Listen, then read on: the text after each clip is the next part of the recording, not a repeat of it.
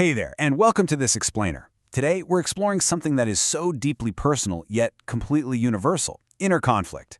Have you ever set a firm goal for yourself, maybe to start a new healthy habit or to finally stop procrastinating, only to find yourself inexplicably doing the exact opposite? You just end up feeling completely torn between two different versions of yourself. Well, that frustrating cycle of self-sabotage actually isn't a lack of willpower on your part. It's an active conflict between different, distinct parts of who you are. Today, we're going to visually map that out and show you exactly how to resolve it. Okay, let's dive right into this. Here is our roadmap to finding inner peace today.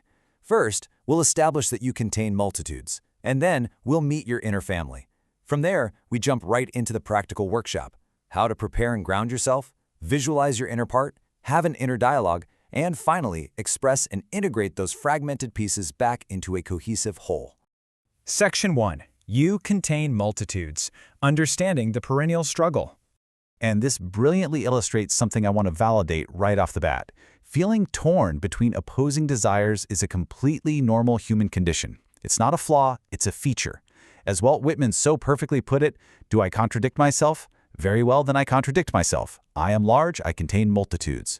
The source material really emphasizes that your mind is literally, neurologically divided. The fact that you have internal conflicts and opposing voices is simply part of being a complex human. Section 2. Meet your inner family. Mapping your personality.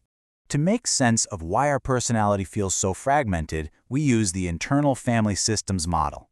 But before we meet the loud, chaotic members of your inner family, we have to understand the self. The self is the calm, authentic, core foundation of who you are. Think of it like the calm eye of a hurricane. When all the noise fades and no other parts are triggered or activated, the self is what remains, inherently curious, compassionate, and accepting. Beneath all the chaos, the serene center is your true identity, and you're going to use this precise self to anchor the visualization exercise we're about to do.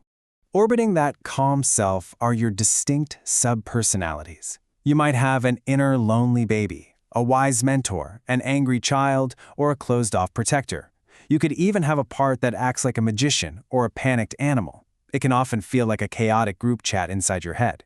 But the absolutely vital thing to stress here is that all of these parts, yes, even the angry or self-sabotaging ones, develop to help or protect you at some point in your life. So, the crucial point is understanding the dynamic between the two main types of parts: protectors and exiles.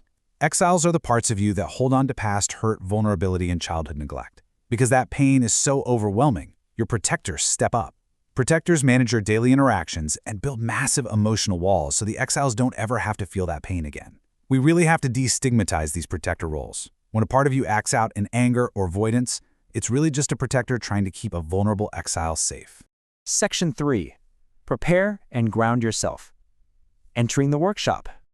All right, we are transitioning from theory into practice now, starting with grounding. I invite you to find a quiet space where you feel completely safe. Go ahead and let your shoulders drop. Take a slow, deep breath in and let it out. Allow physical tension to just melt away. Connect with that calm, curious self we identified earlier. You are simply observing right now, with no agenda other than to just be present. From that grounded, centered place, I want you to ask yourself this question directly. What part of me is feeling anxious right now? Or maybe, what part of me is feeling angry or seeking validation? Bring to mind a recent moment where you felt intensely triggered. Gently prompt your mind to actively identify that activated emotion or part that is currently demanding your attention. Section 4. Visualize your inner part. Giving form to feeling. Let's move to the next step and see how this builds, because we have firmly arrived at the visualization stage.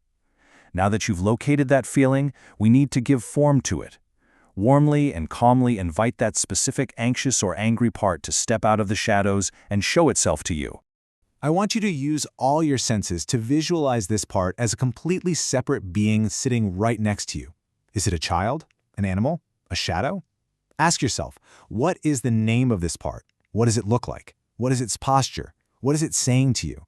Where exactly do you feel its presence in your physical body? What does it truly want? Just let the image become vivid and real. Section 5. Have an inner dialogue. Listening without judgment. Okay, now that this part has taken a seat beside you, we enter the dialogue phase. This is the pivot point of the entire exercise. This is where connection replaces conflict. Maintain an intimate, deeply empathetic tone. Remember, this part has been working tirelessly to protect you. So you are going to actually speak with the part you've envisioned, and more importantly, you are going to listen. Now, what's really interesting about this flow is that this inner conversation doesn't have to take hours. You can map it out and flow through it in just 5 minutes. Minute 1, invite the part to sit with you. Minute 2, ask for its name. Minute 3, ask what it needs. Minute 4, ask how it is trying to protect you. And minute 5, thank it for its protection. Emphasize curiosity over judgment at every single step. You're not arguing with this part, you are discovering its noble protective intent. Section 6. Express and integrate. Welcoming the part home. Once the dialogue is complete, we transition to the final healing phase of the workshop, expression and integration. You've ventured into the unknown, you've communicated with the protector, and now you must learn how to bring these fragmented pieces back together in total harmony. First, allow the part to fully express itself. You might do this through journaling or drawing, but don't judge the output. Let it be what it is. Then, explore healthy ways to integrate its needs into your overall sense of self. If it needs safety, how can your adult self provide that today? Reassure the part that you are listening. Tell it that it no longer has to carry the burden alone. You're closing the loop here with deep self-compassion and understanding. To wrap things up, I want to leave you with a final profound question. What part of yourself will you invite out to talk today? You now have a complete, practical toolkit to navigate your inner world. You are fully empowered to stop fighting yourself and start listening instead. Embrace your multitudes and watch how your outer world transforms when your inner world finds peace. Thank you so much for joining me on this explainer, and I'll see you next time.